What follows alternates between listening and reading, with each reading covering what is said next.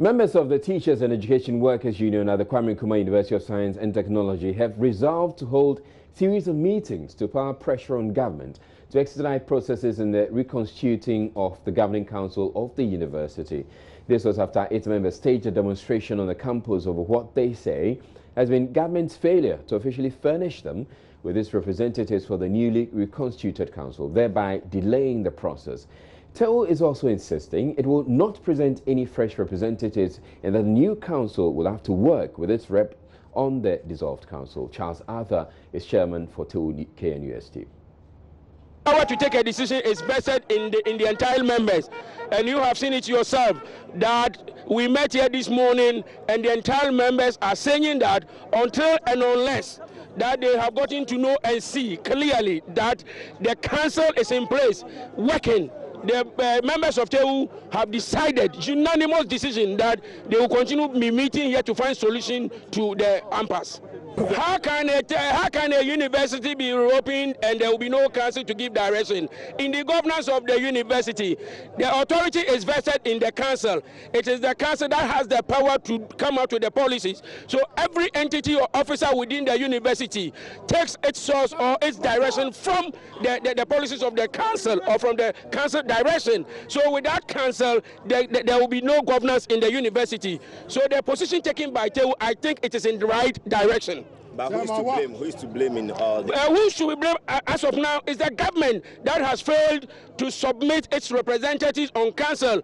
Since the government accepted that it will do that, and then the chancellor Otumfuo said to the II Asante Hene gave them up to Wednesday of last week that they should submit its members so that he will bring the entire members together and then inaugurate them.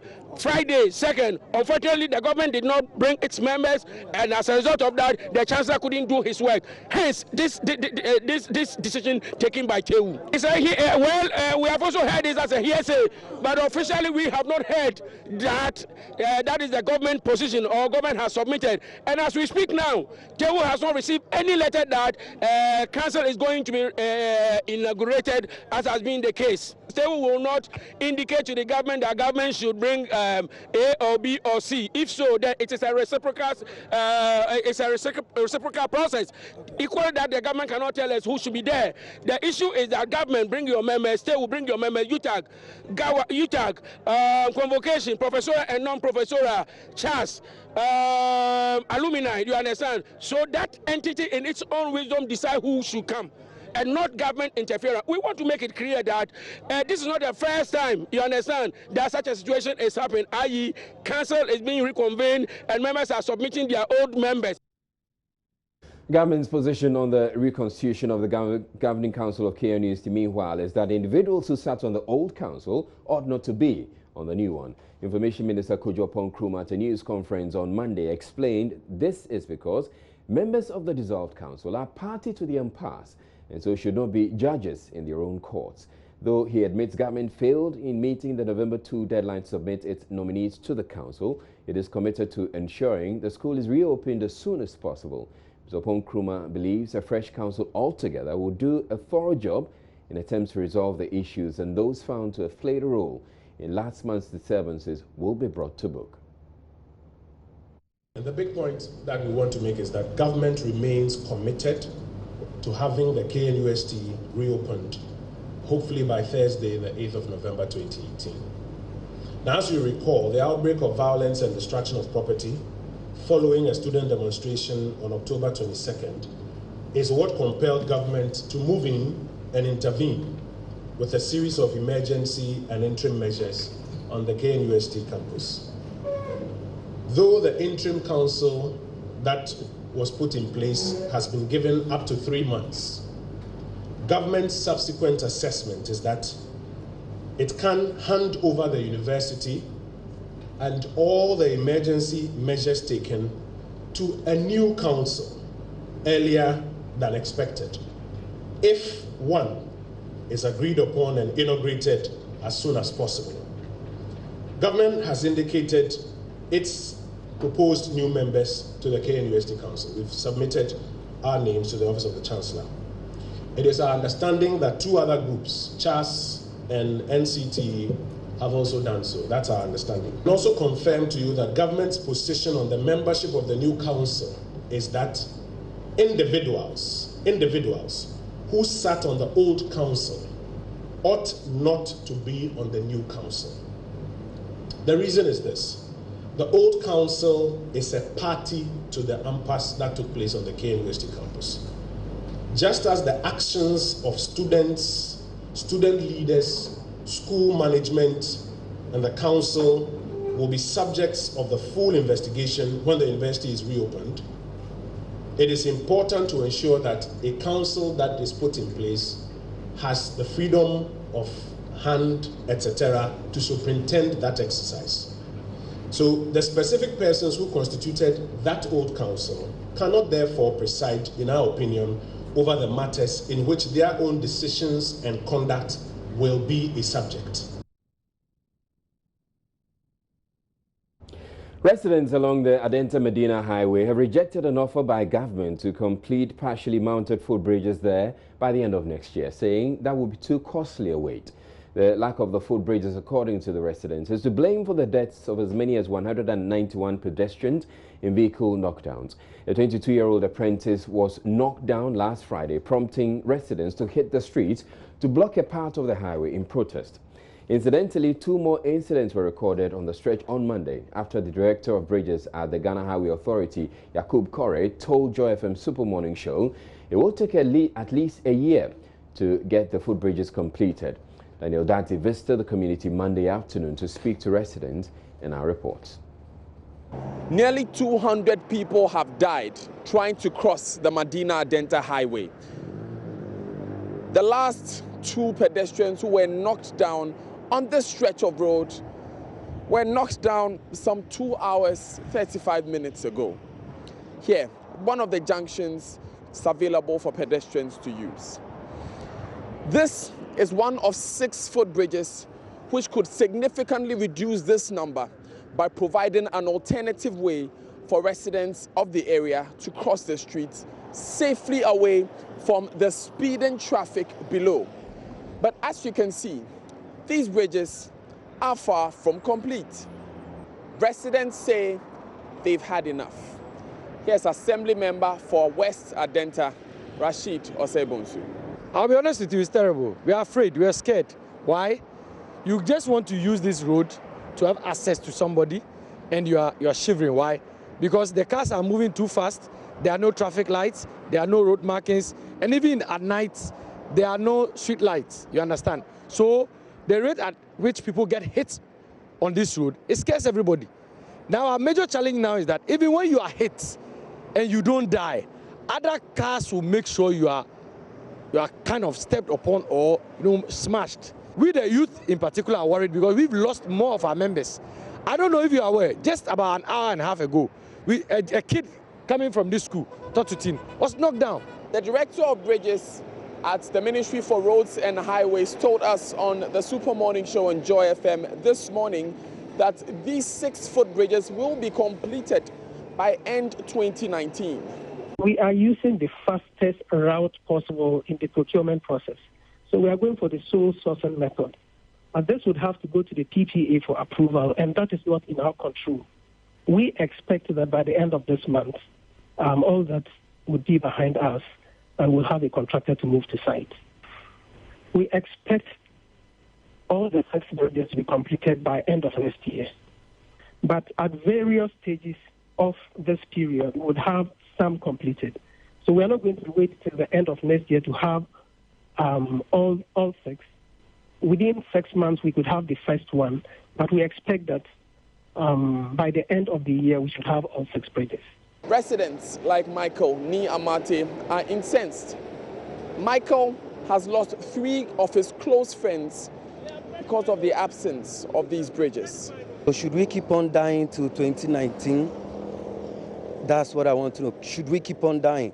Just a few minutes ago, a child is being hit right here. Yesterday, Joy FM was at Bingo to interview just yesterday, as you can see. And even a day before, the Friday, the assemblyman had an interview. Just that night was the night that we lost Atta. Just look at, whilst this thing is supposed to be constructed, for them to cross over. Just look. I was knocked down here 2016. I went to see my boss over there and I was coming back. Light was not working over here. The traffic light was not working. So upon looking at the highway, what a car is coming, there was no car coming. And then I decided to cross the road. Just to finish the way, I didn't see anything. A car knocked me down. All that I could realize was that the next morning, I was at the hospital. This traffic light has been here since. It's not working. And you see, it's like nobody cares. Daniel Daze, Joy News, Adenta.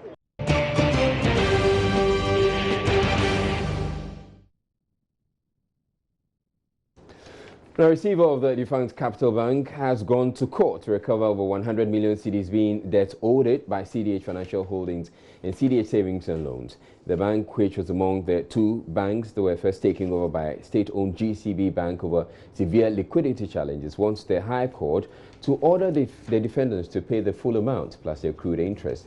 The defunct bank also wants the court to order the Bank of Ghana to withdraw the licenses of the defendants, that is CDH Financial Holdings and CDH Savings and Loans, for their inability to pay back investments on maturity dates. Now, so that's just one of the issues that's come up regarding the now defunct Capital Bank. The other issue is that the founder and leader of the International Central Gospel Church, Pastor Mensa Otabil, and the church are among 15 shareholders and directors of the defunct Capital Bank sued over the collapse of the bank in 2017.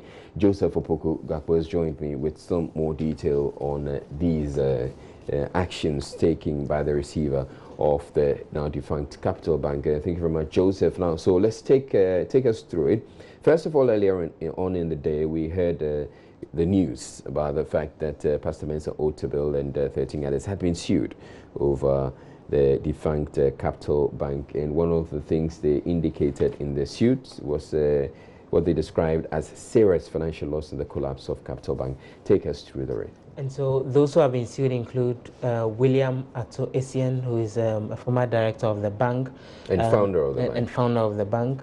Mensa Anamwa Otabil, the founder of the International Central Gospel Church, and a number of others, including one Oheneba Osei Akoto, as well as Edwin Obing Donko, who is said to be a pastor of the church, Fresgaldo Donko, another leader of the church, Isaac Thompson Mensah is also one of those who've been sued. The International Central Gospel Church itself, they are the 7th defendant in the case, as well as Otabil and Associates, another organization that's also linked with the founder of the International Central Gospel Church, ICGC. Right, so what is the receiver trying to do with this suit? So the receiver is trying to recover monies that are said to have been loans that actually went to some of these individuals who are directly affiliated to the bank. So William Atuesian, for example, the receiver is seeking to recover more than 468 million Ghana cedis. When it comes to Oheneba Oseakoto, the receiver is trying to recover 36 million cedis. That's 36.6 million cedis. The 7th defendant in the case, who happens to be the International Central Gospel Church, the church itself, there is an amount of 51.6 million cedis that's been recovered from the church itself. And Otabil and Associates, which is also the organization that's linked with the founder, that's the 6th defendant in the case, another 51.6 million has gotten to them that the receiver is trying to recover in this particular suit. Do we understand the circumstances under which these monies became owed to these individuals? So the rate explains that there's been incidents of even fraud and underpinning how the monies were moved. And yes, and when it comes to general management. So for example, the point is made that the defendants approved the purchase of commercial paper from related companies without recourse to internal policies and or banking regulations. And this is something that the receivers think was a very big issue.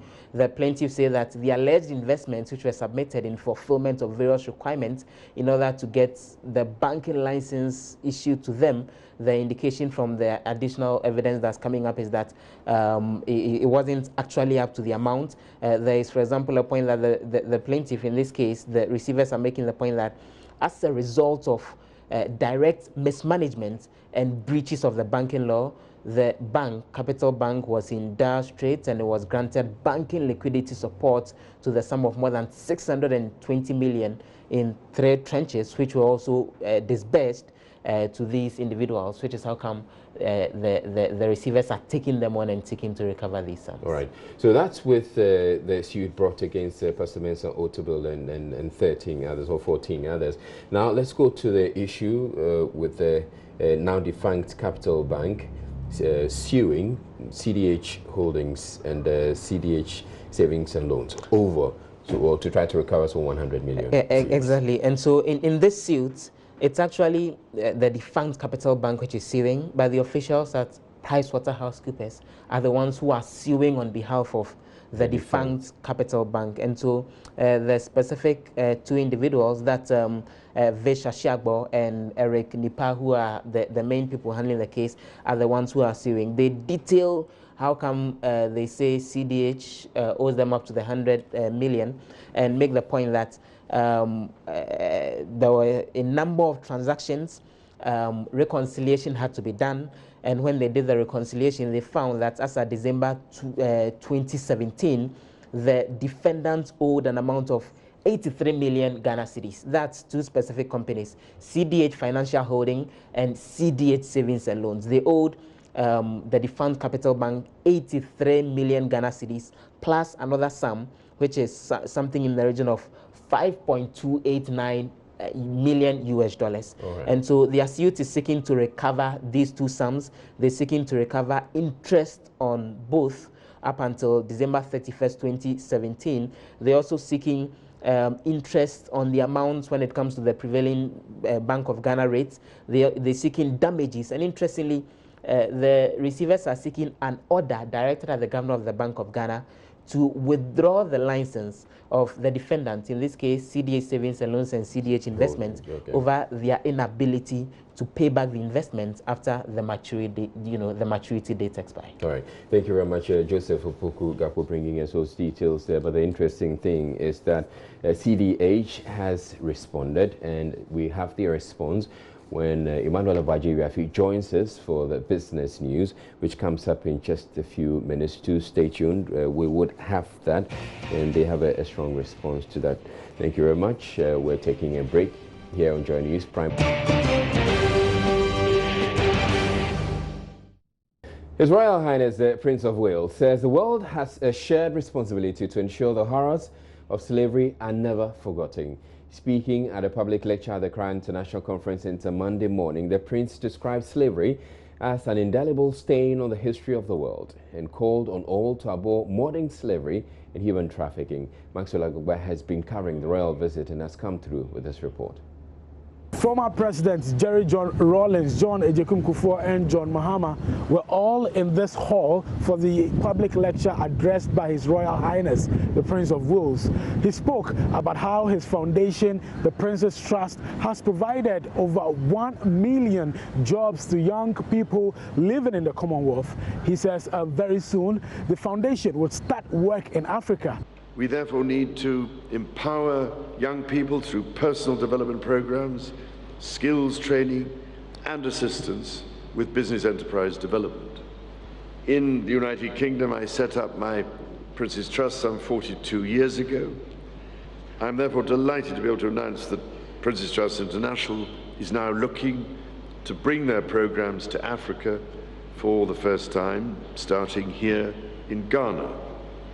It will, I hope, offer a further connection between our countries and some small way, at least, whereby we can contribute to your priority, Mr. President, of fueling youth employment and diversified economic growth. On day 2 of the royal visits, His Royal Highness the Prince of Wales was at the Christiansborg Castle, where he was taken to the door of no return and the prison cells where some slaves were kept before they were transported to the New World. In his speech today, he stated, "Abhor all forms of modern slavery and child trafficking." We can never forget that our past has sometimes borne witness to tragedy and loss and at times profound injustice. The appalling atrocity of the slave trade and the unimaginable suffering it caused left an indelible stain on the history of our world. We have a shared responsibility to ensure that the abject horror of slavery is never forgotten, that we abhor the existence of modern slavery and human trafficking. And there's another event happening here at the Sandbox beach. So as we speak right now, His Royal Highness the Prince of Wales is inside in a meeting, closed-door meeting. He's here mainly because of his work on plastics. Today when he spoke at the Accra International Conference Center, he talked about how member states of the Commonwealth should come together to fight what he described as the plastic menace, and how plastics are, taking over our ocean. We have Constance Swanica. What you can see in the background was actually done by her, and it's made up of plastics and some waste from the beaches.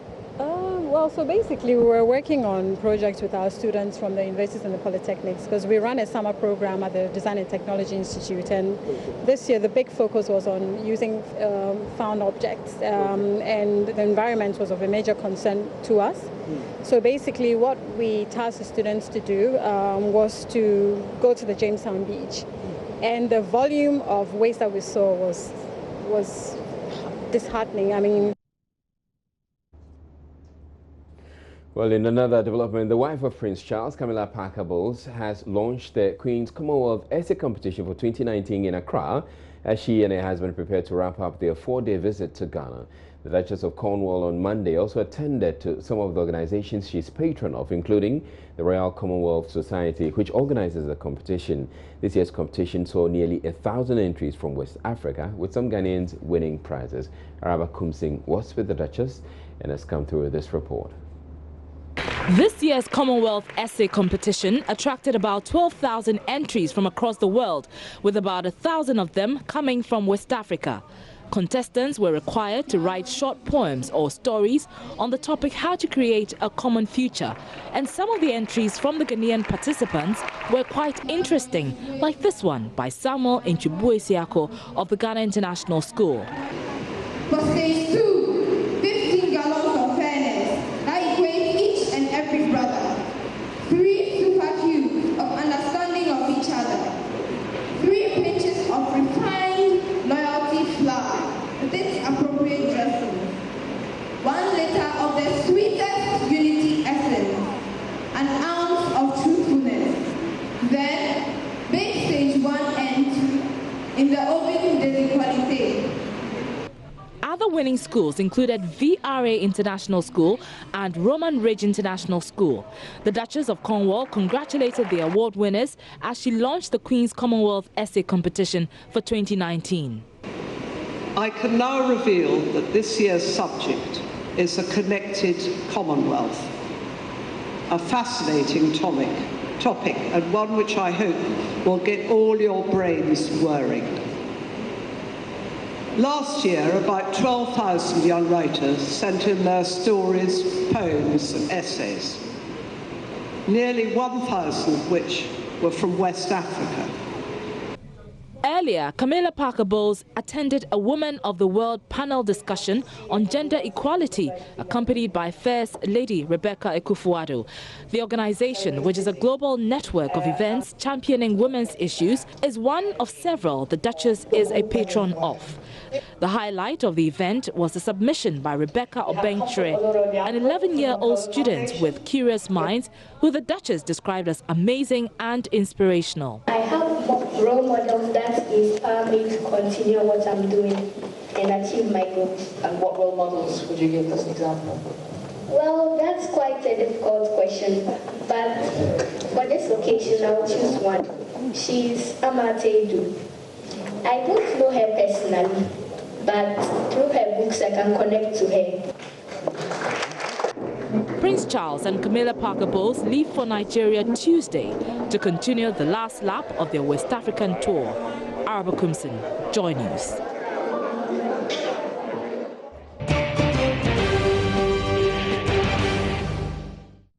Academic activities at the Nkrakan Presby Basic School in the Yolo-Krobo municipality of the Eastern Region was disrupted on Monday after a strange pot filled with blood was found on the school's compound.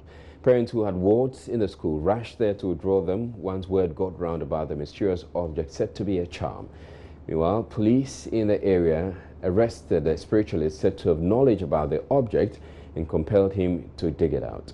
Correspondent Edwin Kofi Sian joins me with more on this story. Good evening to you, Kofi. What more can you report about this incident at Nkrakan Presby? Israel, this incident happened in the morning, and when the children and the staff of the school went to school, they saw this pot planted right in the middle of the school compound. So they were a bit scared, and it drew the attention of the public. They all came to the scene, and they were actually looking for the person who had come there to plant the pot. And they had information from one of the public members that it was one man, he is called Mr. Agbozo, in the area who came there to plant the pot full of blood. And according to the man, when the police asked him, he told them he had already warned the public against occupying the land, especially the school authorities, because he claims the land which the school is situated has been given to him by his grandfather some years ago. So he's trying to reclaim the land from government. So he has already given a warning signal to the school authorities to vacate the place for him to also use the land. So that is what has been happening since morning. And the police came in and they arrested the man, took him to the police station, and he wrote his statement, and he's been cautioned and released. All right, so what did he seek to achieve by putting the pot there, planting the pot there on the school compound?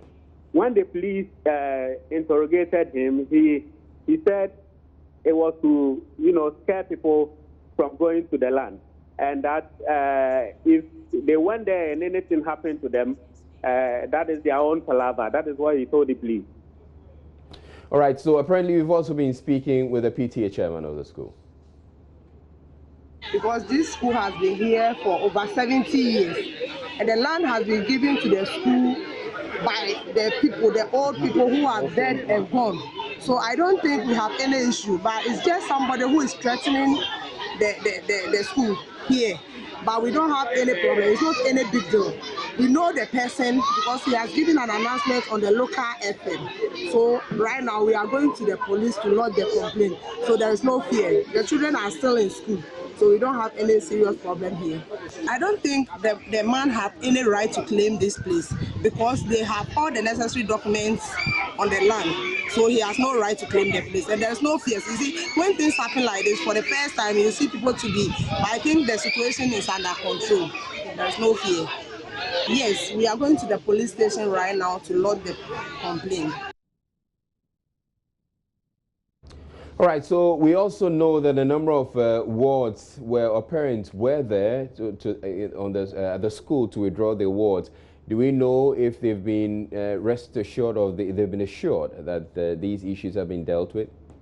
Well, they have been assured by the chairman of the Parent-Teacher Association. He is by name Samuel Tewayo, and he said that once the police have come in and they've been able to arrest the man and caution him, they are sure he will never return to the place to, cause fear and panic. So he's assured them and told the parents to allow their children to come back to school. All right, thank you very much, Kofi Sian, bringing us that update. Elsewhere, in another school, teachers of the Nkwanta Senior High School are requesting for a 1-month convalescence period to help recover from the psychological or physiological trauma they suffered as a result of last week's students' riot. They are also requesting the services of a psychotherapist throughout the period to help them adjust to meeting and teaching students who threatened to take their lives a week ago. The teachers have therefore refused to go to the classrooms, forcing authorities to send students who reported to school on Monday morning back home. Joining us is Fred Kwame Asari, who has been following development after in the aftermath of the riot, filed the following report. Nkwanta Senior High School was closed down indefinitely last Tuesday following a riot staged by students in protest of seizure of their phones a week ago. Properties were vandalized in the riot, which was specifically targeted at some teaching staff. 17 motorbikes belonging to the teachers were damaged beyond repairs, whilst the homes of 2 of the teachers who seized the phones were vandalized. The school was subsequently closed down after several meetings with a possible reopening on Monday, November 5. But the proposal for the reopening has been met with a fierce rejection from the teachers. They are requesting for a 1-month convalescence period. A business accounting teacher at the school, Felix Owusujima, gives details of a petition presented to government through the office of the Nkwanta South Municipal Chief Executive. In front of them and be teaching, whilst a student will be threatening to kill the teacher just because he's ensuring that the right thing is done. That is why we have sent that petition. Notwithstanding that fact, we'll just have a look at the properties that were destroyed. Both government and personal properties that have been destroyed. At least there should be a solution, or there should be an issue at stake. That once this issue has happened, the elders will put things in place in order to ensure amicable solutions, so that when we teach them, we'll be able to teach them with all our heart and might. Authorities are yet to meet the request of the teachers. Hence, the Form 1 and 2 students have been asked to go back home when they reported on Monday morning. The third-year students were allowed to go through the West Africa Senior School Certificate Examination registration process. They were also sent home after the registration. Paul Boafonyako is the headmaster of Nkwanta Senior High School.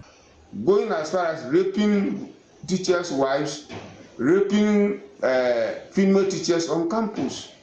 So they have gone through a lot of psychological trauma. So before even they can go and stand in front of the students and teach them, they need a psychotherapist to come and take them through all those things, so that they'll be able to reset themselves before they can go back to the classrooms. Meanwhile, the students are appealing to school authorities to act swiftly to ensure school resumes soon. Right now, what we will say to our teachers is we are very, very sorry. We are feeling regretful for what we've caused them and the pains we've caused them in their hearts. Right now, we are on our knees, apologizing, pleading with them to forgive us. What has happened, they should please forgive us and come back as parents and teachers and come and continue with their teaching. I feel bad. What should I learn? Even understanding is not coming. So, I'm appealing to the teachers. They should come back to their senses, even though we know that we have wronged them. We are pleading on behalf of the name Jesus Christ too. Fred Kwame Asari's report for Joy News.